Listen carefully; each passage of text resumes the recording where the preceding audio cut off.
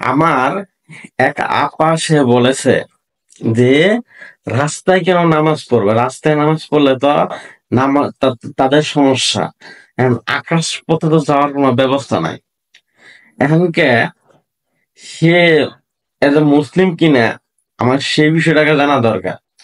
কারণ মুসলমানরা জুম্মার নামাজটা হলো মানে ঈদের সময়। এখন সেইখানে যে পাঁচ ওয়াক্ত নামাজ নাও পড়ে সে জুম্মার নামাজে যা। এখন সবাই তো নামাজে যাওয়া শুরু করে যখন মসজিদের ভিতরে জায়গা হয় না, তখন তারা রাস্তায় নামাজ শুরু করে, রাস্তায় নামাজ পড়ে। এখন এই 10-15 মিনিটের জন্য আজকে এত বছর ধরে যখন নামাজ পড়ে আসতেছে মানুষ, যখন কোনো প্রতিবাদ উঠে নাই, আজকে তিনি হয়তো ভাইরাল হওয়ার জন্য, হয়তো সমালোচনা হওয়ার জন্যই এই পোস্ট গুলা করছে। তা না হলে একটা লোক কেমনে জানে শুনে এই কথাটা বলে? এর আগেও কি এরকম কথা বলছে? মানুষ এখানে কোনো হর্ন বাজনাও করে না। গাড়ি ঘোড়া নিয়ে যখন রাস্তায় থাকে, যে নামাজ পড়তেছে, নামাজটা ক্লিয়ার হয়ে গেলে গাই তখন তারা রাস্তায় এমনি ছেড়ে দিব। ওইখানে তো তারা অবরোধ করতেছে না, যা ধর্মঘট পালন করতেছে না, আন্দোলনও করতেছে না, কি করতেছে? আল্লাহ তাআলার কাজ করতেছে।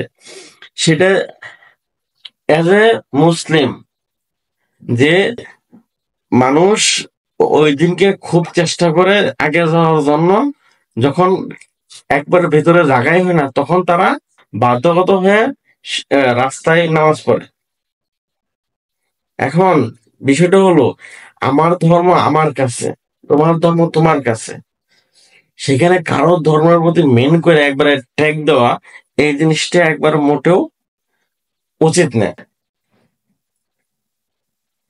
সে আমার আমার ধর্ম যদি ভালো না লাগতে পারে তাহলে তুমি চুপ করে থাও। এখানে তো ধর্ম নিয়ে আন্দোলন করা হইতেছে না। এখানে সে সে মূলত তার ধর্মের যেটা আছে সে সেই কাজ করতে গেছে,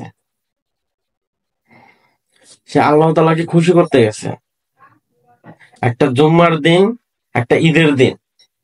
এখন তোমরা পয়েন্ট পাইলে পরে জানি না মুসলমানদের পিছনে কেন যেন লাগাও, মানে ভাইরাল হওয়ার জন্য লাগো না সমালোচনা করার জন্য লাগো, উপরওয়ালা ভালো জানে। তবে সে জিনিসটা মনে রাখার চেষ্টা করবা, যার যার ধর্ম তার তার, সে যে ধর্মে যা করুক সেটা তাকে সন্তুষ্ট করার জন্য। এই কথাটা মনে রাখতে হবে।